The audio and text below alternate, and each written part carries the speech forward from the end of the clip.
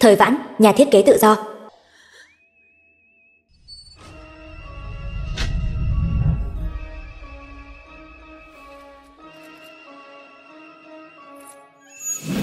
Trình Vũ, người tình của Tào Nguyên Dã. Thật sống động. Tiểu Vãn nghe anh giải thích. Tào Nguyên Dã, chồng của Thời Vãn. Ông xã, cảm ơn anh vì món quà kỷ niệm 3 năm. Những thứ mà tôi muốn có, không ai được phép ngăn cản.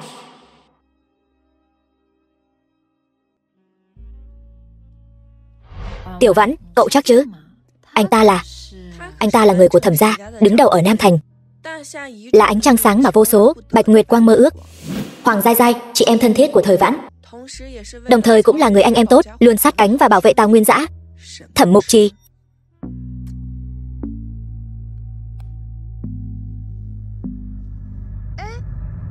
Cậu đi đâu đấy?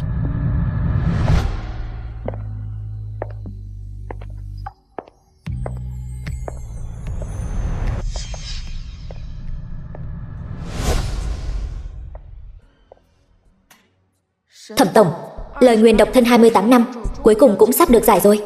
Đây là tiểu thư nhà ai thế? Đừng nói lung tung. Đó là em họ của cậu ấy.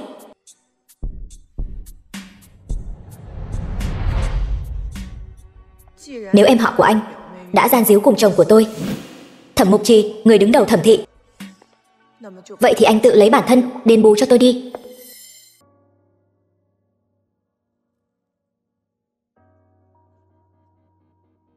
Tiểu Vãn. Thẩm tổng, rượu ngon như vậy, một mình độc hưởng đâu phải là chuyện hay.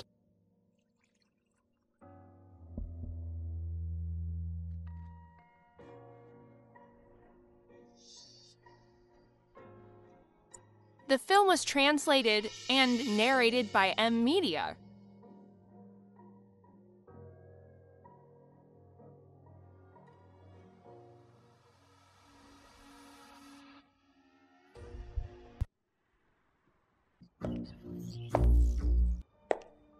Xin hỏi, tập đoàn Lục Thị ở đây đúng không? Thực tập sinh mới đến sao? Phòng nhân sự ở tầng 21. Không phải, tôi đến để, đừng cản đường. Chúng tôi ở đây là để đón tiếp nhân vật quan trọng đấy. Thực tập sinh mà đến cả việc tự đi thang máy cũng không biết sao. Được thôi. Càng tốt, dù sao cũng muốn tiếp cận Thẩm Mục Trì. Thân phận thực tập sinh lại càng hợp lý.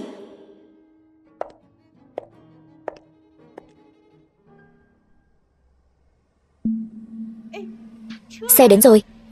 W tiểu thư, có phải ở trên xe này không?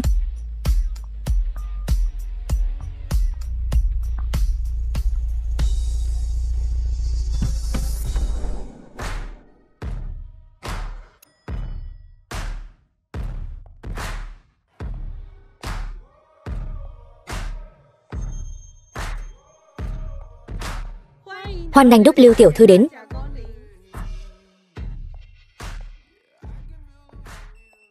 W tiểu thư, tác phẩm lần này của cô quả thực quá tuyệt vời. Sự kết hợp giữa phồn hoa và thời gian đúng là một ý tưởng thiên tài.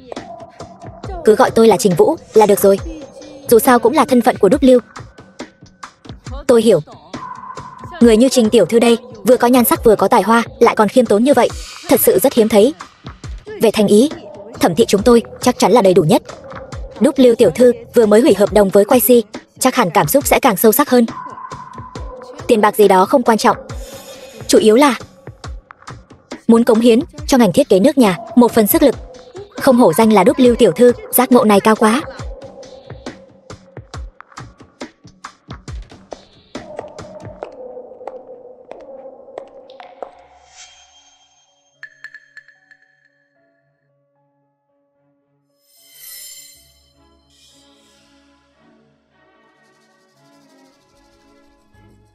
Đồ thực tập sinh, không có việc gì, chạy lung tung làm gì. Mặc đồ giả, đụng hàng với Trình tiểu thư. Đồ giả. Người quan trọng mà họ nói muốn nghênh đón, chắc không phải là cô đấy chứ?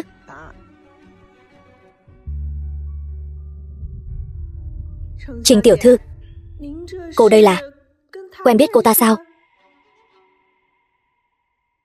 Không hẳn. Chẳng qua chỉ là một kẻ âm hồn bất tán, một người đàn bà điên bám theo tôi mà thôi. Đến cả Trình tiểu thư của chúng ta mà cũng dám đắc tội. Bộ phận nhân sự tuyển người kiểu gì vậy? Mau đuổi đi. Vậy thì không cần. Thời tiểu thư vất vả lắm mới tìm được công việc này. Dù sao cũng cho người ta có miếng cơm ăn chứ. Trình Vũ, hình như cô rất đắc ý thì phải. Vậy cô cứ nói với bọn họ đi. Ai trong số 2 chúng ta là đồ giả? Đồ giả cũng được, đồ thật cũng được. Cái này còn phải xem mặc trên người ai. Cô nói có đúng không? Đây là mẫu mới nhất của YC đấy. Một cái đã 3 vạn rồi. Một đứa thực tập sinh mới đến như cô chắc là không biết thân phận của Trình tiểu thư đâu nhỉ. Vậy mà cũng dám so với cô ấy. Sáng sớm đã ồn ào náo nhiệt. Đây là công ty hay là chợ vậy?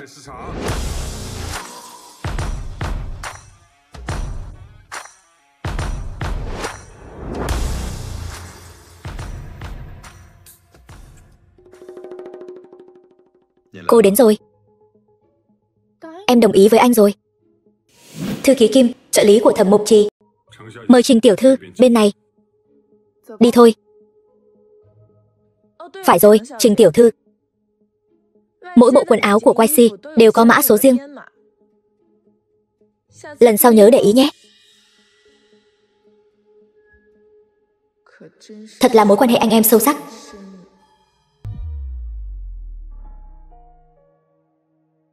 Cô muốn gì hả? Vừa nãy cốc nước nóng như vậy, bây giờ lại là nước đá. Tôi thấy cô là cố ý đấy.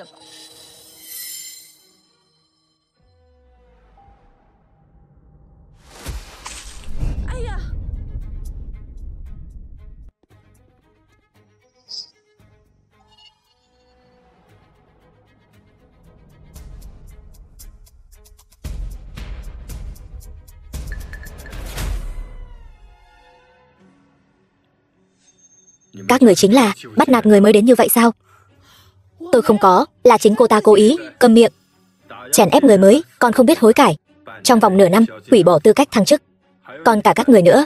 Lần sau mà tôi còn thấy ai dựa vào thâm niên mà lên mặt, có thể trực tiếp đến phòng tài vụ nhận lương rồi đi luôn đi. Vâng. Trong phòng nghỉ có quần áo sạch của tôi. Cô thay bộ quần áo ướt ra rồi sấy khô đi, đừng để bị cảm lạnh. Anh giúp tôi thay đi.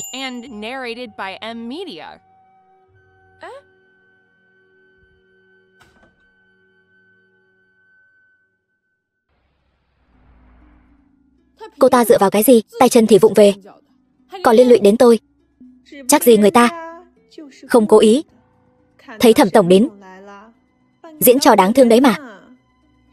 Chẳng lẽ cô ta muốn dựa vào Thẩm Mục Trì giành lại Tào Nguyên Dã? Đồ đã vào đến tay tôi, không có chuyện tôi sẽ buông ra.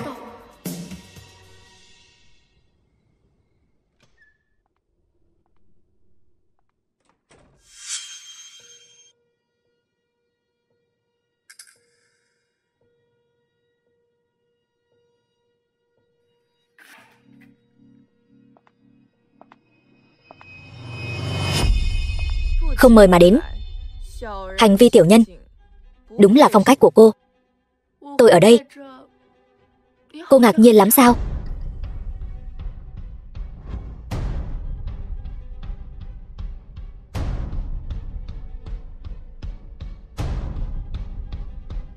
Chồng cô đã là của tôi có chìa khóa nhà cô. Không phải rất bình thường sao? Đúng.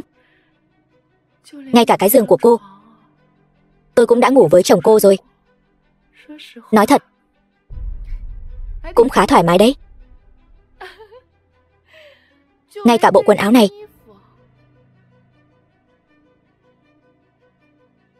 Thấy quen không? Vậy thì sao? Vậy nên cô phí công tốn sức chạy đến nhà tôi chỉ để khoe khoang về việc cô nhặt nhạnh thứ rác rưởi tôi không cần. Mạnh miệng thì có ích gì? Cô đi tìm anh Mục Trì, The film was translated chẳng and phải là muốn anh ấy narrated by khuyên M. Nguyên Dã hay sao? Nhưng tiếc quá, tính toán của cô thất bại rồi. Nguyên Dã có thể giúp anh Mục Trì giành được bản thiết kế của W đấy. Ý gì đây? Sao mình không biết mình đã đèn thiết kế dưới thân phận của W cho Nguyên Dã lúc nào vậy? Tôi tiếp cận ai? Khi nào đến lượt cô? Chỉ trò. Ít nhất cô cũng đã vẽ bản thiết kế cho Nguyên Dã suốt 3 năm. Vị thế của W trong giới thời trang cao đến mức nào? Chắc hẳn cô cũng rõ.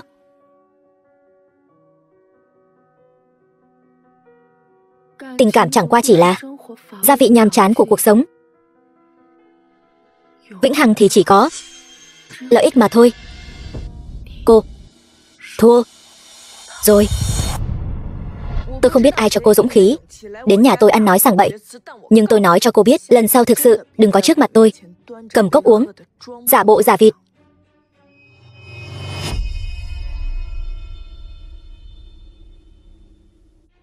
Thời Vãn, thứ tiện nhân như cô mà dám tự cút hay để tôi động tay? Cô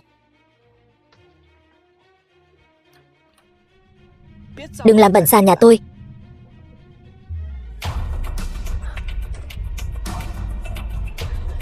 Tiện nhân nhà cô sẽ phải trả giá.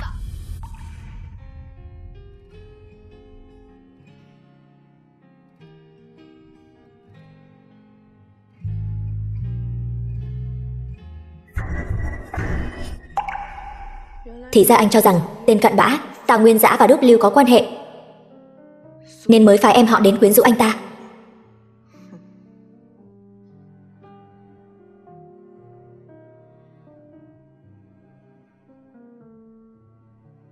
Thẩm Mục Trì, tiếp theo, trọng tâm chính của thẩm thị chúng ta là Thời Vãn. Thẩm tổng ghét nhất là có người gọi điện thoại đến khi đang họp. Xem ra người ở đầu dây bên kia sắp bị mắng rồi. Như vậy không phải tốt sao? Có người giúp đỡ chia sẻ áp lực. The film was translated and narrated by M Media.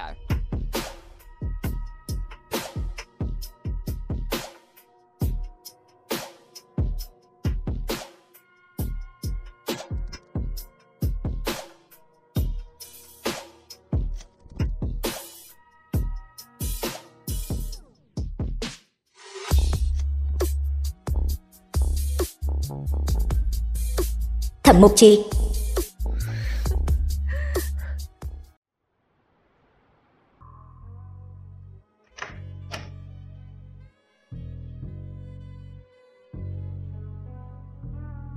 sao anh lại đến đây? Không phải cô gọi điện cho tôi sao? Đừng uống nữa. Thẩm tổng là người bận rộn, tôi chỉ cần một cuộc điện thoại là có thể gọi anh đến. Quả nhiên là anh thích tôi. Anh vẫn chưa trả lời tôi.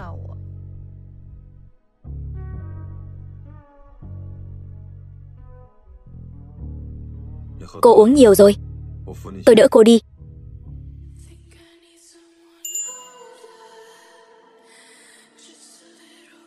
Không đẩy ra chính là chấp nhận.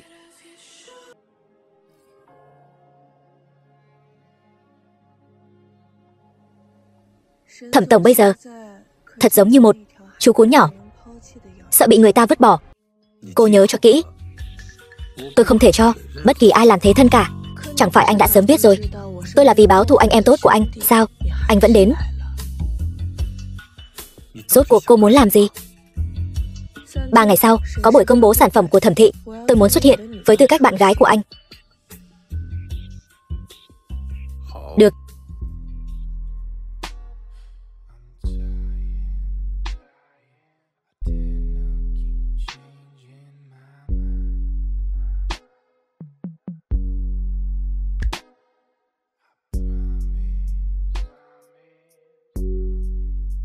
Ba ngày sau,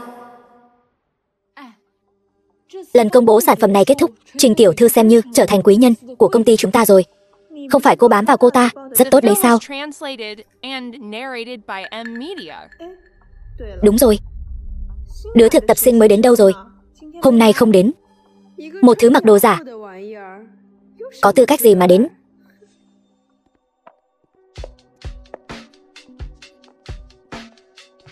Khốn kiếp. Cô ta dựa vào cái gì mà đứng chung với Thẩm tổng?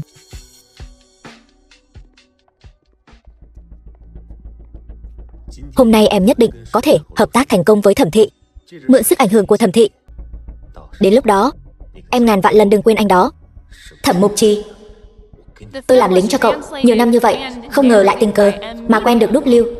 Chuyến này, tôi nên làm chủ rồi. Đương nhiên rồi, em là người yêu dấu của anh. Em không giúp anh thì giúp ai chứ? Tên ngốc, anh mà muốn lật đổ Thẩm thị sao? Cũng chỉ có Thời Vãn mới xem một kẻ ngốc như anh là báu vật.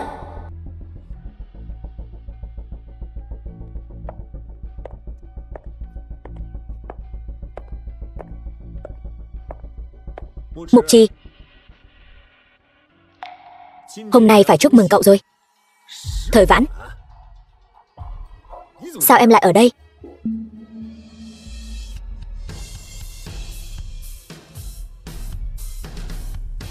Hai người.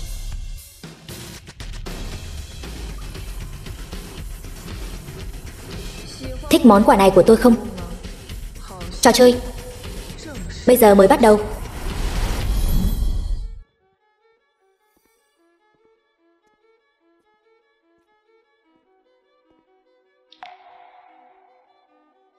Mục Trì, cậu không nhầm lẫn đấy chứ? Thời Vãn là vợ tôi, bây giờ là như vậy, không có nghĩa là sau này vẫn vậy. Tiểu Vãn đừng làm loạn nữa, có gì chúng ta về nhà nói được không? Về nhà? Về nhà gì chứ? Nhà của chúng ta đã bị chính tay anh hủy hoại rồi. Em hiểu lầm rồi. Chuyện ngày hôm đó anh có thể giải thích. Tào Nguyên Dã, Trình tiểu thư của anh còn đang nhìn kia kìa, còn lôi kéo với tôi, để người ta hiểu lầm thì không hay đâu.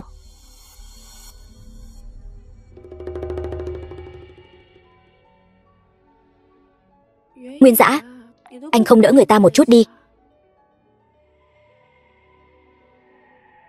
Ngoan, anh sai rồi. Nguyên Dã, quan hệ giữa cậu và Trình tiểu thư có phải là hơi quá gần rồi không? Tôi chỉ đỡ một chút thôi. Chẳng phải Thẩm tổng cũng đi cùng Thời tiểu thư sao? Chỉ là một bạn nữ đi cùng thôi mà. Đúng không Nguyên Dã? Đúng. Cảm ơn Thẩm tổng đã chiếu cố cho Tiểu Vãn nhà chúng tôi. Thẩm tổng, ngài nên chuẩn bị lên sân khấu rồi. Anh đi đi, em đi nhà vệ sinh một lát, có việc gì thì gọi cho tôi.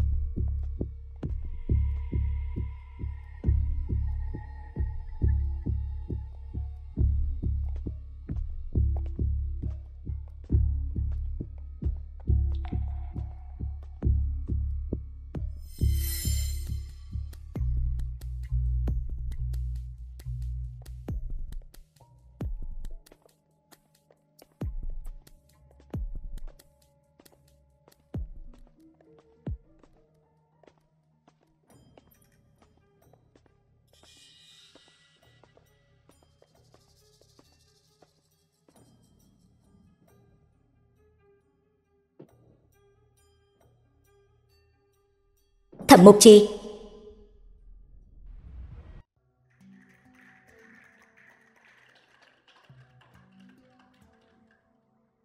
lần này Thẩm thị vinh hạnh được hợp tác với nhà quay si cùng nhà thiết kế độc quyền Đúc Lưu tiểu thư. Nửa năm sau chúng tôi sẽ...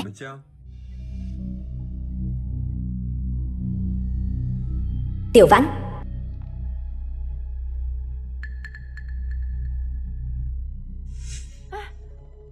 Thẩm tổng, xin lỗi mọi người, Thẩm tổng có chút việc cần phải giải quyết.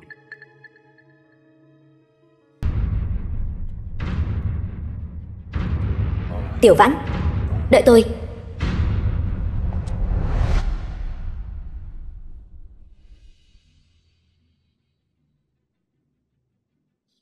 Thời Vãn bị Tào Nguyên Dã ngăn lại. Thẩm Mục Trì đi cứu cô ấy rồi.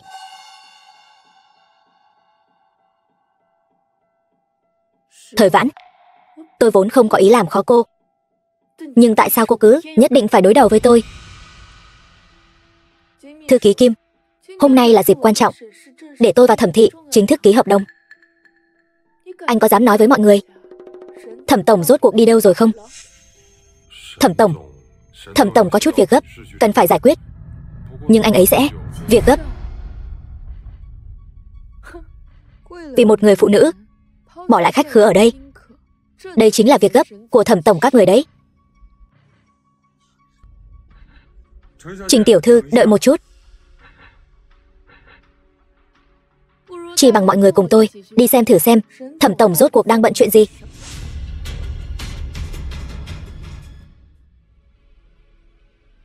Tiện nhân, hôm nay ông đây không chỉ đánh cô mà còn muốn lấy mạng cô.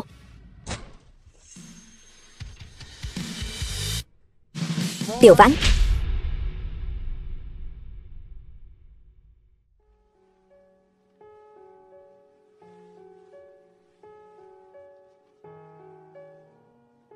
ngoan, không sao rồi.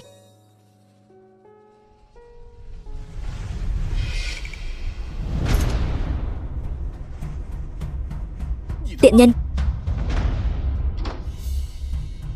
Thẩm Mục Trì, cậu nên hiểu rõ, Thời Vãn bây giờ vẫn là vợ tôi, sắp không phải rồi.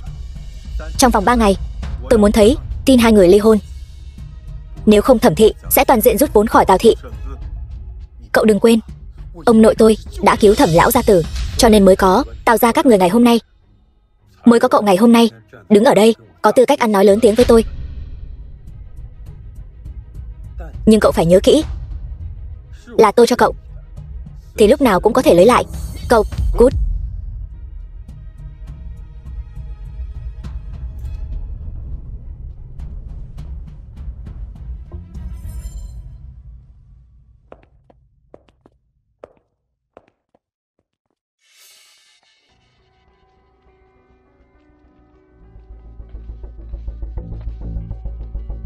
Xin lỗi mọi người, buổi họp báo hôm nay tạm hoãn tổ chức.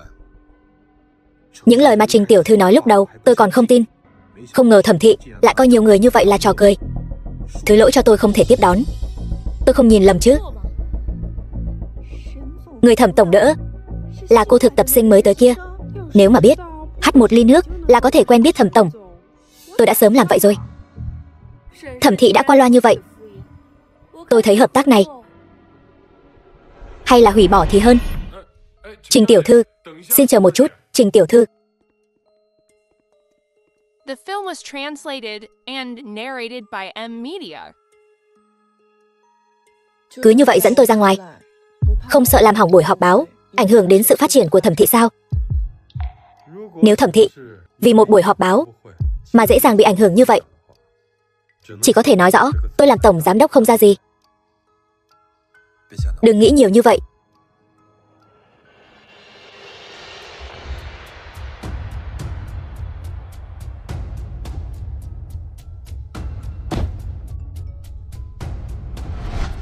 Thẩm tổng đã chuẩn bị xong.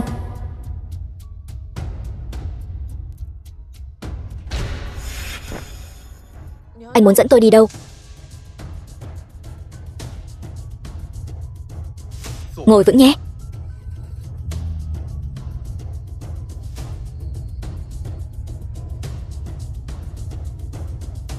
Đây là đâu vậy? Em xem.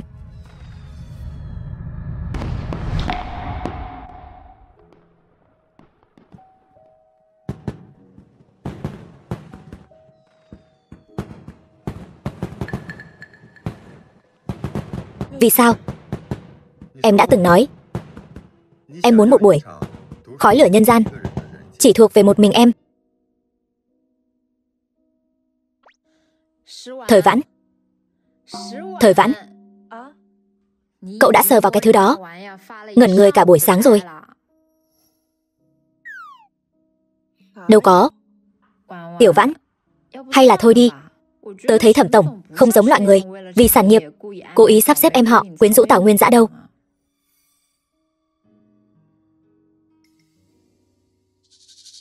Phải hay không, có quan trọng không? Trình Vũ là em họ của anh ta. Tào Nguyên Dã có chỗ dựa cũng là nhờ anh ta. Vốn dĩ đây là thứ anh ta nợ tớ. Nhưng mà nói đi cũng phải nói lại, Thẩm gia chính là hào môn số 1 Giang Nam. Tào Nguyên Dã kiếp trước rốt cuộc đã đốt bao nhiêu nhang mới có thể làm bạn tốt với Thẩm Mục Trì? Đâu phải là anh ta. Cảnh tượng hiện giờ của Tào gia đều là do Tào lão gia tử dùng mạng đổi lấy. Đúng rồi, cậu giúp tớ nói với Quay Si, nếu bọn họ bằng lòng đuổi Thẩm thị ra khỏi sàn diễn năm nay, tớ bằng lòng làm nhà thiết kế cho bọn họ thêm 1 năm nữa.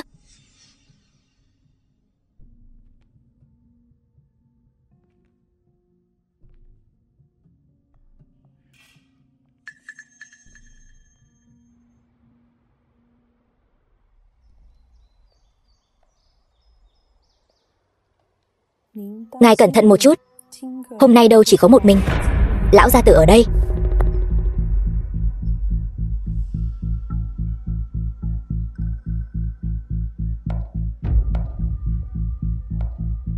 Ông nội, cháu về rồi.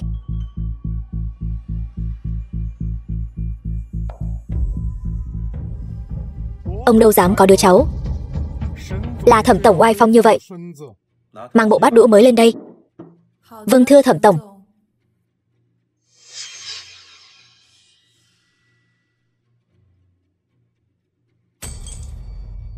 Cái nhà này xem ra không có chỗ cho tôi lên tiếng. Thẩm lão gia, bớt giận đi. Anh Thẩm chắc chắn không có ý đó đâu. Nó sao? Thôi bỏ đi. Tôi còn chưa bỏ mạng, nó đã không coi tôi ra gì nữa rồi. Tai của cháu điếc rồi sao? Không nghe thấy những lời ông nói với cháu hả? Ông hỏi cháu đấy. Cháu với Thời Vãn, con bé đó rốt cuộc là có chuyện gì hả? Đúng là như những gì ông nghĩ đấy. Là như thế nào chứ? Cháu thật sự muốn chọc ông Tước bỏ mạng sao? Vợ của bạn thì không được trêu. Đó chính là vợ của Nguyên Dã đấy. Thẩm lão gia đừng nóng. Cháu tin rằng trong chuyện này chắc chắn có hiểu lầm. Đúng không anh Thẩm? Không có hiểu lầm. Tôi đúng là đã để ý Thời Vãn rồi. Thẩm lão gia, sức khỏe của ông không tốt, đừng làm mình tức giận. Nguyên Dã, là Thẩm lão gia có lỗi với cháu. Sao ông lại nuôi ra một đứa cháu như thế này chứ? Nếu như cháu vẫn còn nhớ đến ông là ông nội của cháu, cháu hãy nhanh chóng cùng với cô gái kia dứt khoát đi. Ông nội, hình như ông đã nhầm lẫn một chuyện rồi. Ba mẹ cháu chỉ sinh có một mình cháu thôi, làm gì có anh em nào chứ? Ông nội của Nguyên Dã lúc trước đã từng cứu mạng ông. Nó chính là một đứa cháu khác của ông. Cháu là anh em khác cha khác mẹ của nó. Cháu đã vì ông mà trả hết trọn vẹn 28 năm ân tình rồi. Nếu như ông cảm thấy vẫn chưa đủ, cháu có thể từ bỏ Thẩm gia, nhường lại vị trí người đứng đầu. Nhưng Thời Vãn,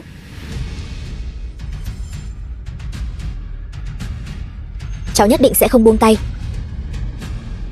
Cũng phải nói lại, người anh em tốt của tôi, có một chuyện, có phải là cậu đã quên nói với ông nội rồi không? Là cậu đã phản bội gia đình như thế nào, sau đó ở buổi họp báo đánh vợ như thế nào. Nguyên Dã, cháu đây là xảy ra chuyện gì vậy?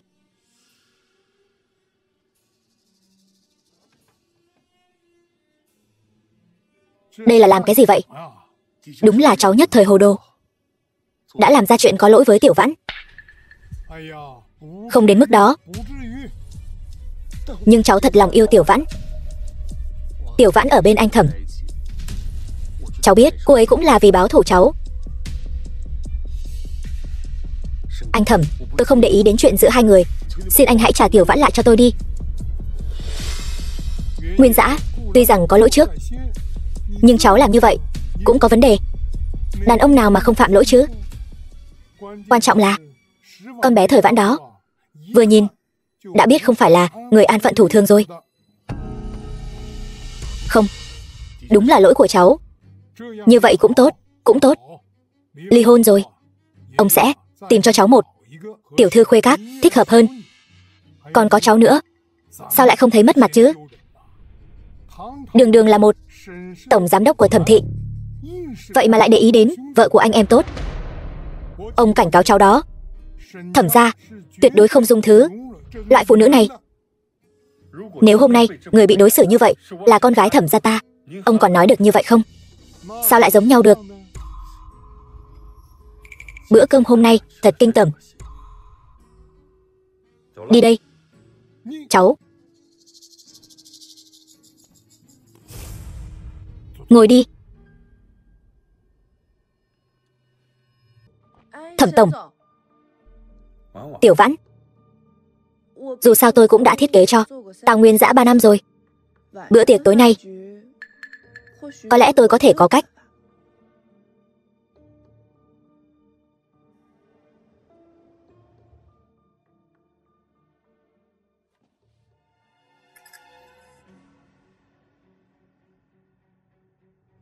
Xem ra Thẩm tổng cũng không phải như lời đồn vô dục vô cầu như vậy. Người trẻ tuổi hăng hái là chuyện bình thường. Có điều là Thẩm tổng, chúng ta chơi thì chơi, nhưng không thể chậm trễ chính sự được. Cậu nói có đúng không? Xưa có Ô Vương mua vui cho mỹ nhân, đốt lửa đùa chư hầu. Nay có Thẩm tổng giận tím mặt, anh hùng cứu mỹ nhân. Thẩm tổng gia nghiệp lớn, không sợ chút tổn thất này. Mấy anh em chúng tôi trông chờ vào hợp tác lần này để kiếm cơm ăn đó, không chơi nổi với cậu đâu.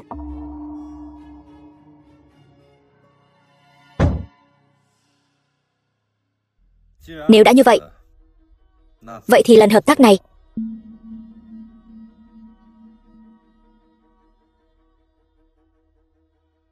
hôm nay mọi người gây khó dễ chẳng qua là cảm thấy hỏng chuyện hợp tác với W, trong lòng không cam tâm. Nhưng các vị không nghi ngờ W tiểu thư trước mặt này có phải là giả mạo hay không sao? Đàn ông nói chuyện đâu đến lượt phụ nữ xen vào. Thẩm tổng, người của cậu xem ra dạy dỗ chưa đến nơi đến chốn rồi. Người của cậu ta chắc mấy vị còn chưa biết đâu nhỉ. Vị Thời tiểu thư này chính là vợ của Tào tổng đó. Tào tổng, Tào Nguyên Dã chính là cậu ta. Cái này chẳng phải Tào tổng là anh em tốt của Thẩm tổng sao? Hơn nữa tôi nghe nói ông của Tào tổng còn cứu Thẩm lão gia tử một mạng đó. Phải đó, Tào Nguyên Dã nằm mơ cũng không ngờ bản thân lại có thể phất lên nhanh chóng như vậy. Không chỉ là mạng của lão gia tử, mà còn cả kỹ năng trên giường của vợ cậu ta nữa. Lạc lão đệ, sao lại nói như thế? Có thể nhận được sự nâng đỡ của Thẩm gia, một người vợ thì tính là gì? Anh em chung vợ cũng coi như là một mối duyên đẹp mà.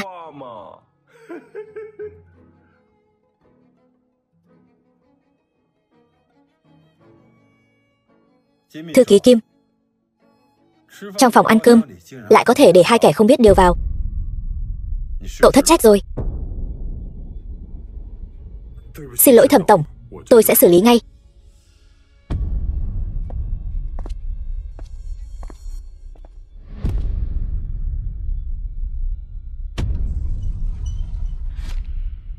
Trần tổng, Lạc tổng, xin lỗi Thẩm tổng, xin lỗi Thời tiểu thư, vừa nãy tôi uống hơi nhiều, nói chuyện không để ý. Thẩm tổng, chúng tôi đây đều là bậc cha chú của cậu cả đấy. Hôm nay cậu thật sự muốn vì một tiện nhân rách mà đắc tội với tất cả chúng tôi sao? Tất cả mọi người, còn ai cho rằng mình có tư cách làm trưởng bối của tôi nữa? Thẩm tổng nói đùa rồi. Chúng tôi đâu có tư The cách film was làm trưởng bối của anh. translated and narrated by M. Phân phó Media. xuống, hủy bỏ toàn bộ hợp tác với Lạc Thị và Trần Thị, đuổi tất cả tộc nhân của Trần Thị ra khỏi khu vực Nam Thành. Thẩm Mục Trì, cậu không thể đối xử với tôi như vậy. Thư ký Kim, hai vị, mời đi.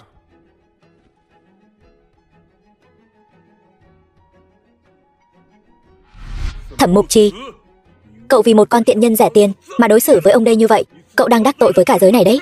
Cậu biết không? Tiểu Vãn, tiếp tục đi.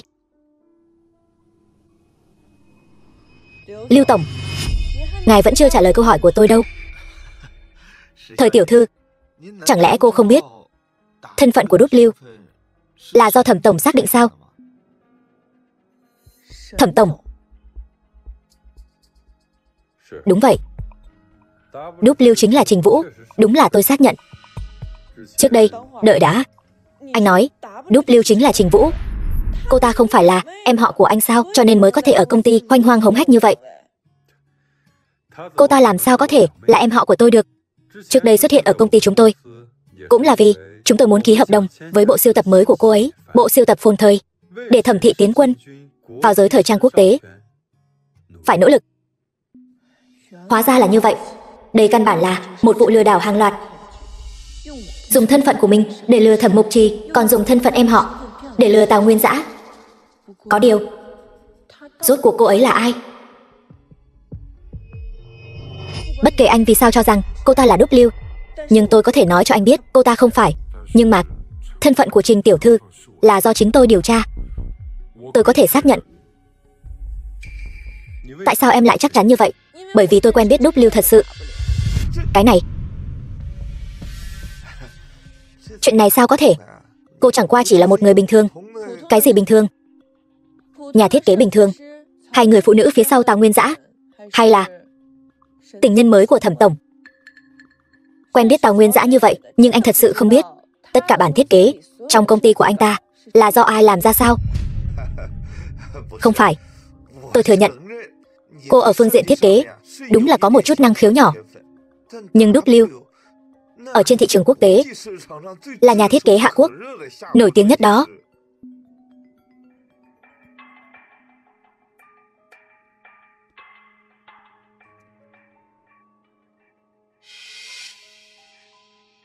Tào Thị vừa mới ra thông báo 3 ngày sau bọn họ sẽ ký hợp đồng với W tiểu thư. Sản phẩm mới Phồn Thời cũng sẽ do Tào Thị một tay phát hành. Cô xem, tôi đã nói rồi mà, người ta đã ký hợp đồng rồi. Sao có thể là giả được? Tôi thấy chính là do cô làm sai rồi. Bữa cơm hôm nay ăn thật là lãng phí thời gian. Nghi thức ký kết sao? Vừa hay. 3 ngày sau cùng nhau để mọi người xem thử rốt cuộc ai là con mèo rừng, ai là thái tử.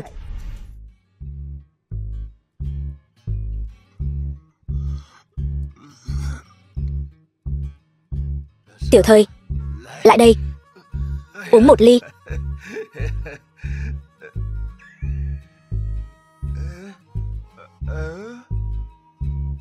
Lại đây, tôi đến hầu ngài uống. Thẩm Tổng, sao lại dẫn người đi rồi?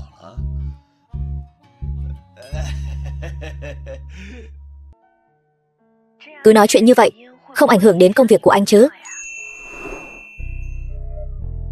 Có em bên cạnh tôi, chỉ có tăng gấp đôi hiệu quả thôi.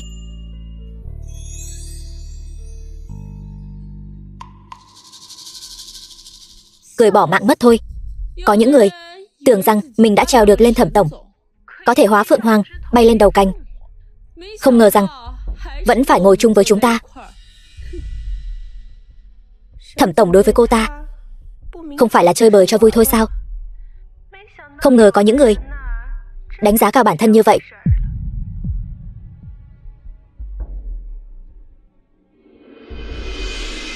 Bên em xảy ra chuyện gì vậy? Không sao, chỉ là có cuốn sổ vậy thôi. Cô ăn nói kiểu gì đấy? Ai là cún? Ai đáp thì người đó là cún. Tiện nhân, lần trước đã bỏ qua cho cô một lần, tôi không tin rằng lần nào cũng có Thẩm Tổng ra cứu cô. Tiểu Vãn, em đừng lo, tôi đến ngay đây. Các người đang làm gì thế?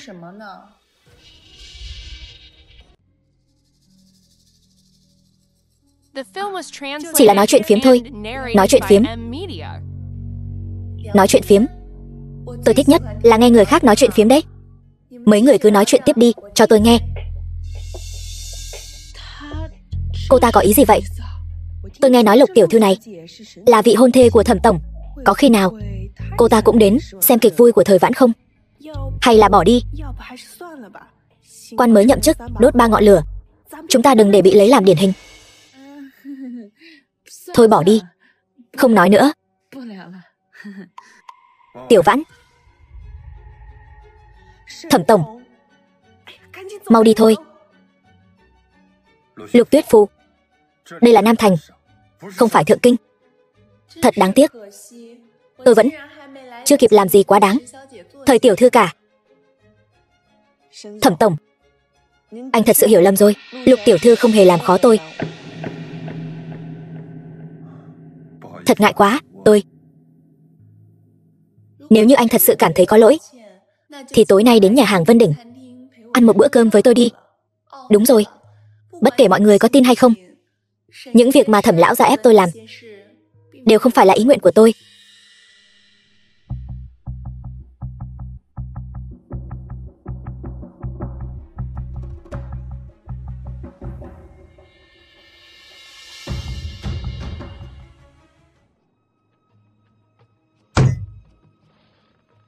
Cô có ý gì? Anh không tò mò thân phận thật sự của Thời Vãn sao? Nghĩa đen thôi. Thời Vãn, theo lý lịch chỉ là một người bình thường không có gì nổi bật, tốt nghiệp học viện thiết kế. Nhưng làm nhà thiết kế cho Tào Nguyên Dã 3 năm nay lại có rất nhiều thiết kế tuyệt vời đến kinh ngạc. Nếu không phải họ Tào quá mức vô dụng, Tào thị tuyệt đối không chỉ có quy mô như ngày hôm nay. Vậy thì sao? Anh thật sự đối với cô ta không có một chút nghi ngờ nào sao? Nếu như cô chỉ muốn nói những chuyện vô vị như thế này, vậy thì không cần thiết đâu. Tôi nghi ngờ cô ta có thể là đúc lưu thật sự.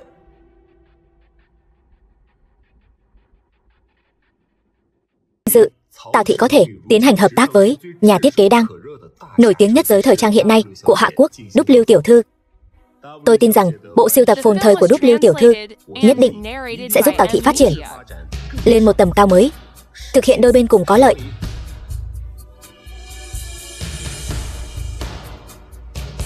Cảm ơn mọi người đã yêu thích. Tôi cũng rất vinh hạnh khi được gia nhập Tào thị, về nước cống hiến một phần sức lực cho giới thời trang nước nhà.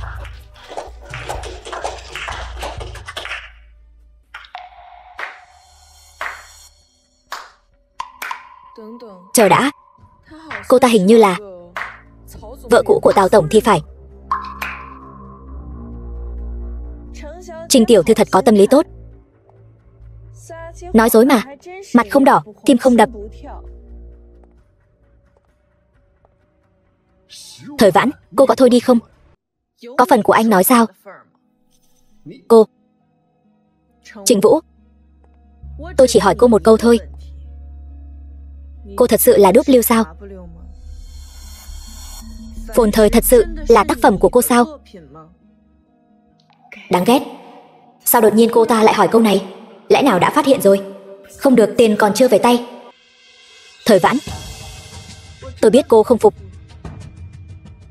nhưng thiết kế cái này phụ thuộc vào tài năng. Giữa cô và tôi đúng là khác nhau quá nhiều. Chuyện này cũng không còn cách nào. Đúng vậy. Không sai.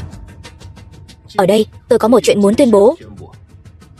Thời Vãn, tôi rất cảm ơn cô trong 3 năm qua đã trả giá vì tôi. Nhưng chúng ta đã không còn là người của cùng một thế giới nữa rồi. Buông tay đi. Tôi đã tìm được tình yêu đích thực của đời mình.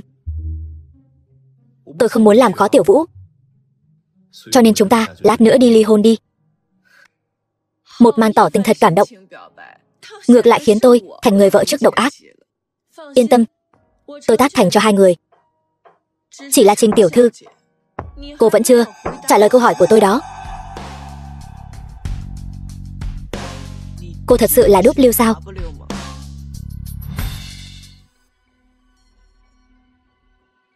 Thẩm tổng, thân phận của tôi chẳng phải anh đã xác nhận rồi sao? Bây giờ thật sự muốn mặc kệ người phụ nữ này ở đây nói năng lung tung sao?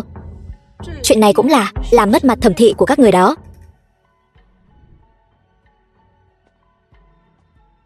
Tôi cũng là người, có sai sót cũng là chuyện bình thường. Thẩm tổng lại đem chuyện công tư lẫn lộn như vậy, không sợ ảnh hưởng đến uy tín của thẩm thị sao? Trình Vũ, đến bây giờ cô vẫn không dám trả lời câu hỏi của tôi, đã lộ ra vẻ sợ hãi rồi sao? Lộ vẻ sợ hãi? Nực cười. Cô cũng quá coi trọng bản thân mình rồi đấy. Cô nói Tiểu Vũ không phải là đúc lưu, vậy bằng chứng đâu? Cô đừng nói bản thân cô là đúc lưu nhé. Lẽ nào cô ấy nói là sự thật? Tôi nghi ngờ cô ta mới là đúc lưu thật sự.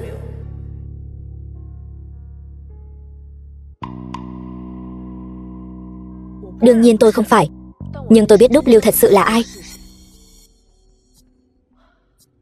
Hết cả hồn, vẫn còn may mắn. Không thể nào, tôi chính là đúc lưu. Đúng vậy, cô nói Tiểu Vũ không phải là đúc lưu, vậy đúc lưu thật sự đâu?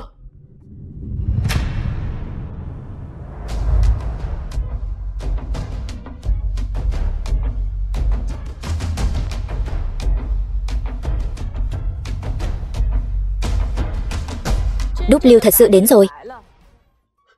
Không phải chứ Thời Vãn, cô tìm một người đến mặt cũng không dám lộ ra, rồi nói cô ta là đúc lưu.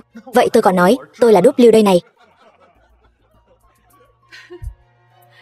Thời tiểu thư, tôi khuyên cô nhé, lần sau nếu tìm thêm vài diễn viên đến diễn kịch thì ít nhất cũng thuê vài vệ sĩ chứ. Trình Vũ, cô ăn cắp bản thiết kế của tôi, còn dám quang minh chính đại đánh cắp thân phận của tôi. Cô thật sự cho rằng tôi không có cách nào sao? Tôi thấy người phụ nữ này tự tin đấy nhỉ? Chẳng lẽ thật sự có màn lật kèo sao? Xem tiếp đi, dù sao cũng là chuyện náo nhiệt của nhà giàu, không xem thì thiệt. Đây là cái gì? Đây là toàn bộ bản thảo của phồn thời. Trên đó có con dấu chống trộm độc quyền của công ty YC. Không ai có thể làm giả. Cái mà cô đang cầm đi khoe khoang lừa bịp kia chỉ là bản nháp bỏ đi mà thôi.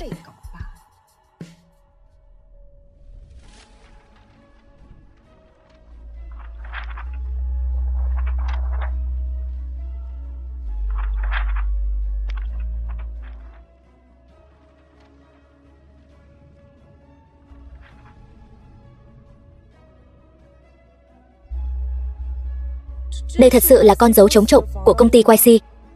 Cô ấy là đúc lưu thật.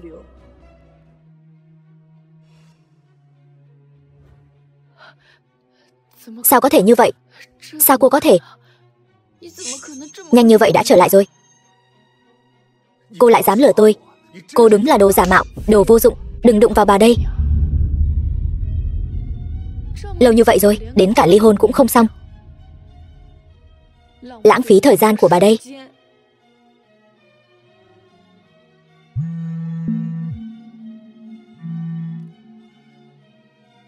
Thân phận giả của cô đã bị vạch trần rồi, mau cút đi. Mục tiêu tiếp theo đã chọn xong rồi. Biết rồi. The film was translated and narrated by M Media.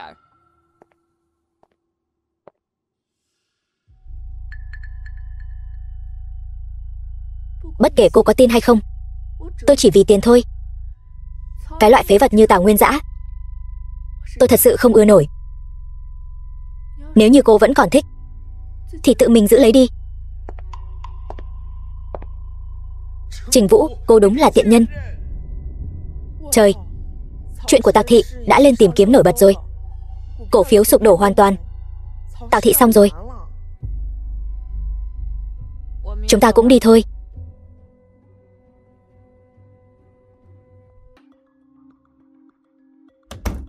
Dai Dai, rốt cuộc là chuyện gì vậy? Bên YC sao còn tiếp tục hành động vậy? Tớ cũng không biết nữa. Bên YC từ chối từ bỏ việc nhắm vào Thẩm thị. Trừ phi cái gì? Cậu quay về YC, thiết kế thêm 3 năm nữa.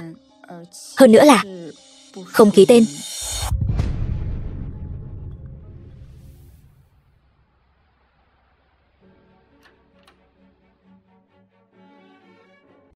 Bạn đại học của tôi nói với tôi, lần này phong tỏa Thẩm Thị, người phát động là Đúc Lưu. Đúc Lưu? Cô ta tại sao lại làm như vậy? Chúng ta với cô ta có thù oán gì đâu.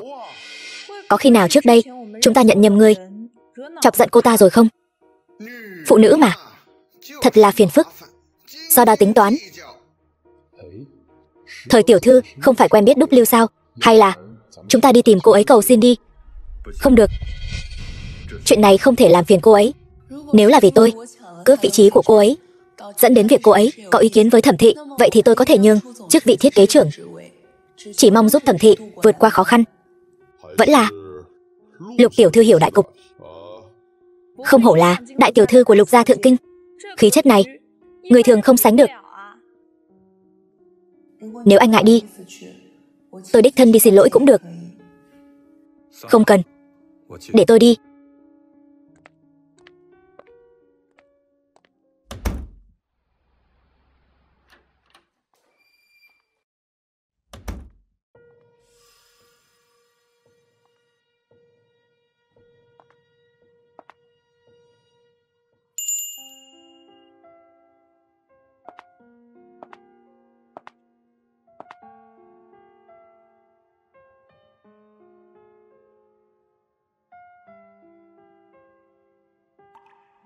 Mấy ngày nay chắc anh mệt lắm.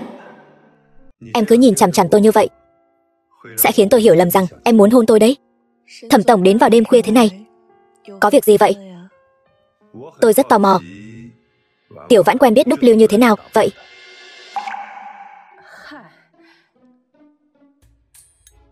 Trước đây đều là nhà thiết kế.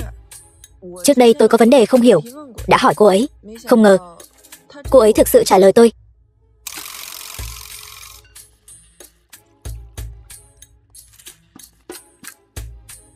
Vậy sao?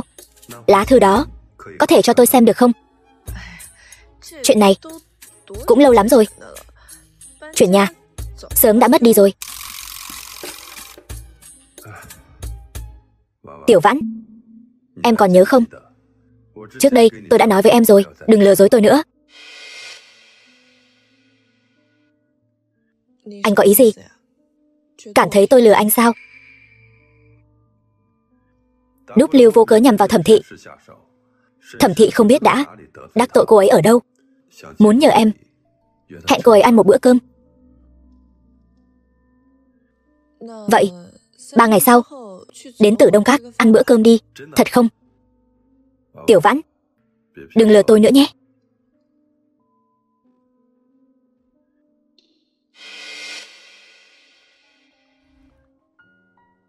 Tiểu Vãn, chúng ta thật sự còn phải gạt Thẩm tổng sao? Hay là cậu vẫn nên nói thật với anh ấy đi. Cậu cũng đâu cố ý lừa anh ấy, chẳng phải ban đầu nhầm lẫn thôi sao? Anh ấy yêu cậu như vậy sẽ tha thứ cho cậu thôi. Vô ích thôi. Con người Thẩm Mục Trì ghét nhất là lừa dối. Từ hết lần này đến lần khác lừa anh ấy đã khiến anh ấy không vui. Lỡ như anh ấy biết Thẩm Thị bị cản trở đến mức khiến anh ấy rất vất vả, là do bàn tay của tớ nhúng vào. Nhưng mà không có nhưng nhị gì hết. Bây giờ cậu chính là Đúc Lưu. Sau này cái vỏ bọc Đúc Lưu này sẽ không dùng nữa. Tớ sẽ dùng thân phận của mình cùng anh ấy vượt qua mọi khó khăn. Được thôi.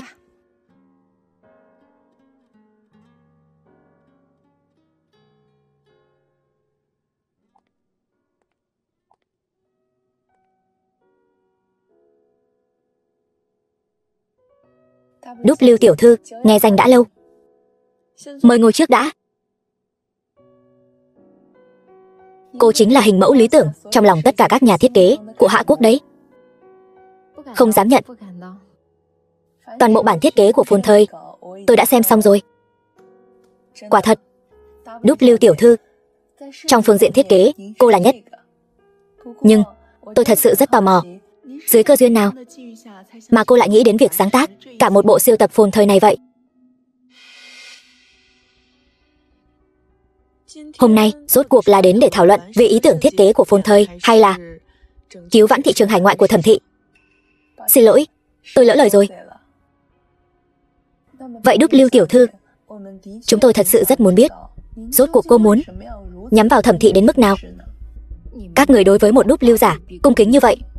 Tôi vốn dĩ đã muốn rửa tay gác kiếm, từ nay về sau phong ấn cái tên đúc lưu này rồi. Không ngờ lại bị ép ra làm việc. Tôi chắc chắn không phục rồi. Hoàng tiểu thư, cô thật sự là đúc lưu sao? Tôi không biết anh đang nói gì. Chúng ta đều đã quyết định gặp mặt nói chuyện rõ ràng rồi. Cái khẩu trang này của cô không cảm thấy hơi thừa sao? Trừ khi thân phận thật sự của cô không muốn người khác biết.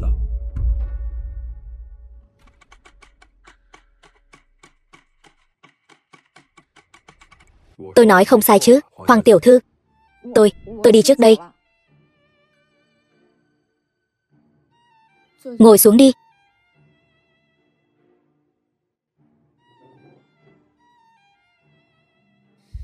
Anh là từ khi nào thì phát hiện ra?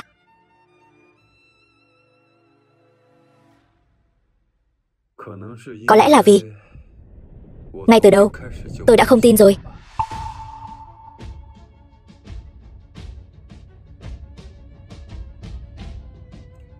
Thời Vãn, trước đây em hết lần này đến lần khác lừa gạt tôi, từ việc cố ý quyến rũ ở quán bar đến việc giả vờ say sau này. Thậm chí cả buổi họp báo của Thẩm Thị. Những điều này tôi đều biết. Nhưng tôi cam tâm tình nguyện, bởi vì tôi yêu em. Chỉ cần em vui vẻ, em lừa tôi cũng không sao cả.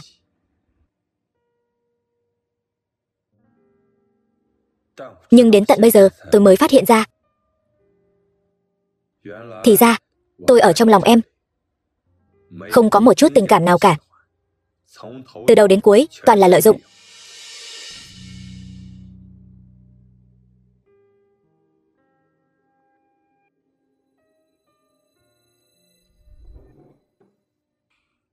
Thời Vãn, tôi là tổng giám đốc của Thẩm Thị, phải chịu trách nhiệm với 5 vạn nhân viên của Thẩm Thị. Sau này chúng ta đừng gặp lại nữa.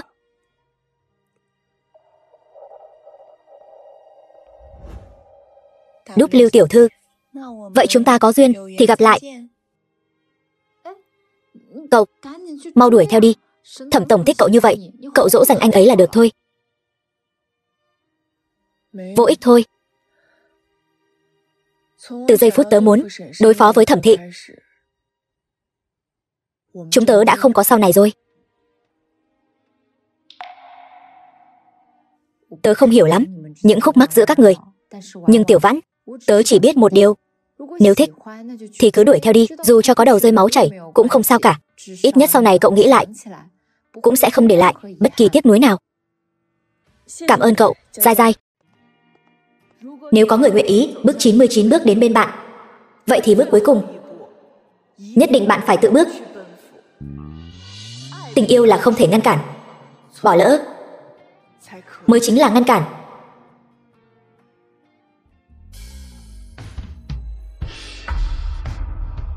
Nhưng tôi quên mất, trong chuyện cổ tích, người thật sự sẽ ở bên hoàng tử là công chúa, chứ không phải là cô gái nông thôn kia.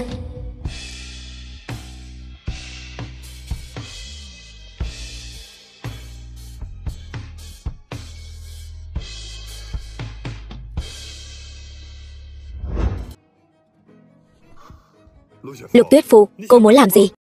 Anh giữ quá đi. Bình thường với Thời Vãn, anh cũng giữ như vậy sao? Cô ấy là cô ấy. Cô lấy cái gì so sánh với cô ấy? Tôi dù gì cũng là đại tiểu thư, danh giá của Lục gia thượng kinh. Mà sao trong mắt anh, đến một sợi tóc của cô ấy, tôi cũng không bằng. Như vậy là quá đáng lắm rồi đó. Trong lòng tôi, cô ấy quả thật không ai sánh bằng. Cho dù cô ấy từ đầu đến cuối đều lừa gạt anh. Đúng, cho dù cô ấy từ đầu đến cuối đều lừa gạt tôi. Thôi được rồi. Không ngờ anh vẫn là một kẻ lụy tình. Chuyện hủy hôn tôi sẽ nói với ông nội, để nhà tôi đến hủy hôn với Thẩm lão gia. Cảm ơn cô. Tôi muốn tiền có tiền, muốn sắc có sắc. Người theo đuổi tôi có thể xếp hàng từ đây đến tận thượng kinh, không vừa mắt bổn tiểu thư là do anh mù. Vậy nên trước khi rời đi, gây cho anh chút rắc rối vậy. Đây cũng không phải vấn đề lớn phải không?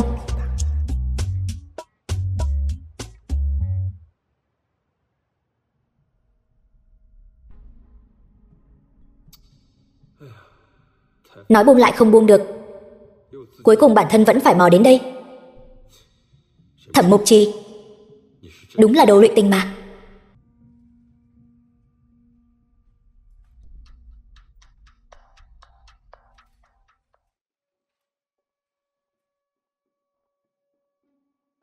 Tiểu Vãn.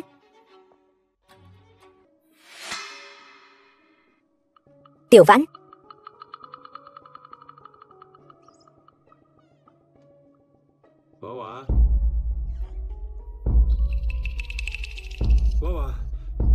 Em ở đâu?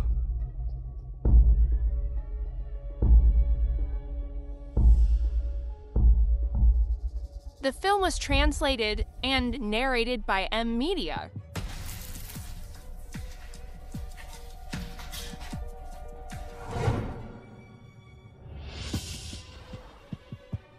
Tiểu Vãn, em ở đâu? Đừng làm anh sợ.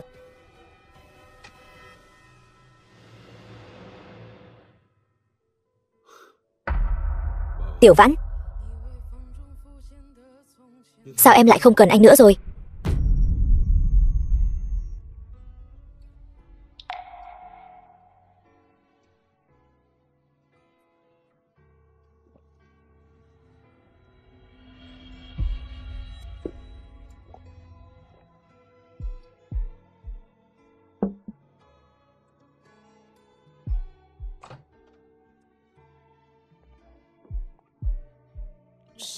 Mùi gì vậy? Tiểu Vãn, có phải em đã về rồi không? Thẩm tổng, sao ngài lại ở đây? Thì ra là cô, Hoàng tiểu thư. Thẩm tổng, anh tỉnh táo lại đi. Anh làm tôi đau rồi. Cô nhất định biết Tiểu Vãn đi đâu rồi. Mau nói cho tôi biết. Anh đã có Lục đại tiểu thư rồi, còn nhớ đến Tiểu Vãn của chúng ta làm gì? Lục đại tiểu thư gì chứ? Tôi đã hủy hôn rồi. Trong lòng tôi chỉ có một mình Tiểu Vãn. Cái gì? Anh không định ở bên Lục tiểu thư sao? Thôi xong rồi, Tiểu Vãn chuẩn bị đi Ba Di. Anh mau ra sân bay đi. Có lẽ vẫn còn.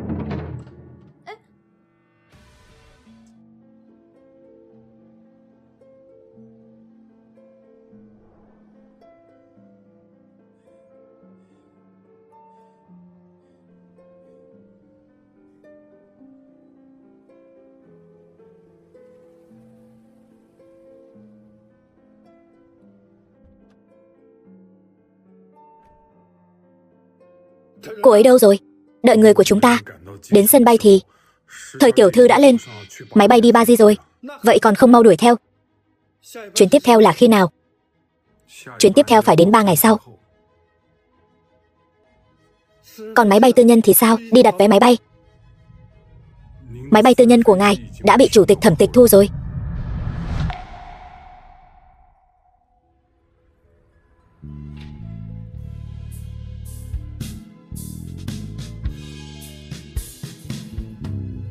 Lần này anh thật sự đã mất em rồi sao? The film was translated and narrated by M Media.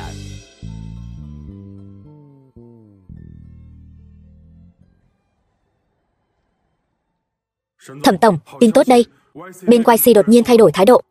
Không những không còn nhằm vào Thẩm thị, mà còn đưa ra ý định hợp tác. Bản tin của đài, 3 năm sau, tập đoàn Thẩm thị năm nay sẽ lại tiếp tục hợp tác với tập đoàn Lục thị. Đây là lần hợp tác thứ 3 của hai tập đoàn tài phiệt trong những năm gần đây. Có tin đồn đây là điềm báo Thẩm tổng và Lục tiểu thư sắp thành chuyện tốt.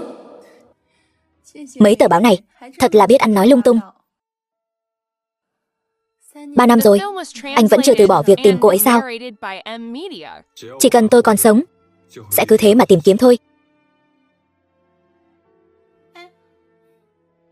Còn nữa, đừng đụng vào đồ của tôi. Thôi bỏ đi. Để nâng cao tinh thần làm việc của đối tác, tôi sẽ cung cấp một tin tức miễn phí cho anh. Năm nay, danh tiếng của YC tụt dốc không phanh, thiết kế kiểu dáng tầm thường vô vị. So với những năm trước, khi tràn đầy cảm hứng linh hoạt, hoàn toàn không thể so sánh được. Sau đó thì sao? Điều thú vị là tôi đã kiểm tra sự thay đổi nhân sự của YC. Có một người tên là Sơ, một nhà thiết kế bình thường, không có gì nổi bật, vừa hay vào làm cách đây 3 năm, và lại vừa mới nghỉ việc năm nay. Nếu như W là viết tắt của Vãn, vậy thì Sơ có phải là...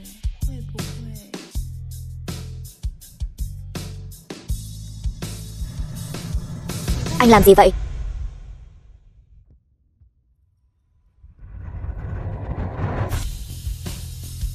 Về chuyện hợp tác, cô cứ tìm thư ký Kim là được. Bây giờ tôi có chuyện khác quan trọng hơn. Đã điều tra rõ rồi. Thì ra thời tiểu thư chính là Sở vô danh kia. Vậy nên cô ấy không phải là đột ngột rời đi, mà là 3 năm nay đều. Đúng. Lái xe. Tôi phải đi tìm cô ấy. Tiểu Vãn, lần này trở về, cậu sẽ không đi nữa chứ? Hiện tại chưa có ý định đó. Bên YC quá đáng thật đấy. Vậy mà lại thật sự giữ cậu 3 năm. Thôi mà, mọi chuyện qua rồi. Hơn nữa, tớ cũng học được rất nhiều điều mà. Vậy cậu có dự định gì sau khi về nước không? Chắc là sẽ mở một studio cá nhân. Tớ không hỏi cái đó mà. Thẩm tổng 3 năm nay vẫn còn độc thân đấy. Cậu không cân nhắc sao? Người nắm quyền hào môn như anh ấy chắc chắn là phải tìm một đại tiểu thư môn đăng hộ đối. Tớ chỉ là...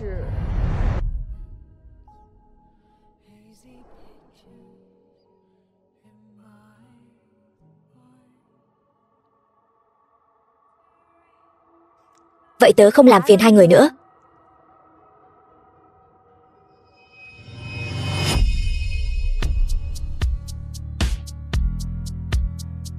The film was translated and narrated by M Media.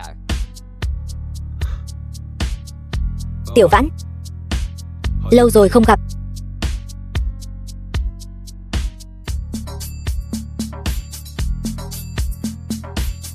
Bạn có biết ý nghĩa của hoa hồng đen là gì không? Dù bạn là ác quỷ, bạn vẫn thuộc về tôi.